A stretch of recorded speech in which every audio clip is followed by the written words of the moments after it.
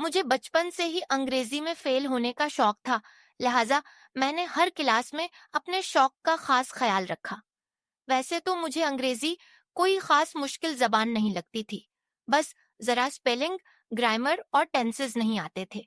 मुझे याद है जो टीचर हमें क्लास में अंग्रेजी पढ़ाया करते थे, वो भी काठे अंग्रेज ही थे।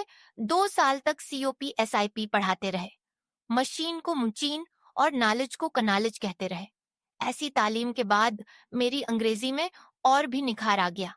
कॉलेज में दाखिला के वक्त फार्म के पहले कॉलम में अपना नाम अंग्रेजी में लिखना था, लेकिन अंग्रेजी से नाबलद होने की वजह से मुझे ये नाम लिखने के लिए इस्लाम आबाद का सफर करना पड़ा, क्योंकि फार्म पर लिखा हुआ था fill in capital.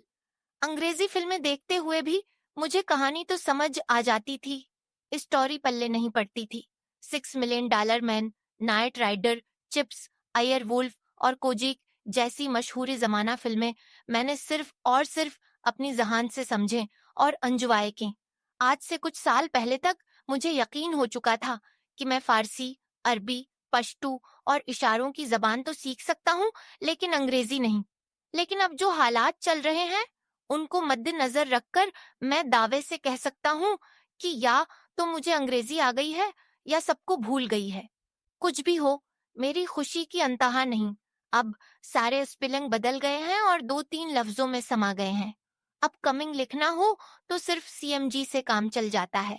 Girlfriend GF हो गई है और फेसबुक FB बन गई है। अब कोई अंग्रेजी का लंबा लफ्ज लिखना हो तो उससे पहले के चंद अल्फाज लिखकर ही सारी बात कही जा सकती है।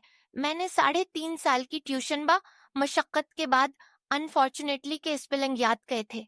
आजकल सिर्फ अनफोर्ट से काम चल जाता है, यानी जिया से मुश्किल स्पेलिंग शुरू, वहीं पे खत्म। बात यहाँ तक रहती तो ठीक था, लेकिन अब तो इस मुख्तसर अंग्रेजी में भी ऐसी ऐसी मुश्किलात आन पड़ी हैं कि कई दफा जमला समझने के लिए इस्तिखारा करना पड़ता है। अभी कल मुझे एक दोस्त का मैसेज आया, लिखा था यू आर इन बुक सरमी। मैंने हैरत से मैसेज को पढ़ा। अल्लाह जानता है 3-4 दफा मुझे शक गुजरा कि उसने मुझे कोई गंदी सी गाली लिखी है। दिल मुतमईन ना हुआ तो ऐसी ही अंग्रेजी लिखने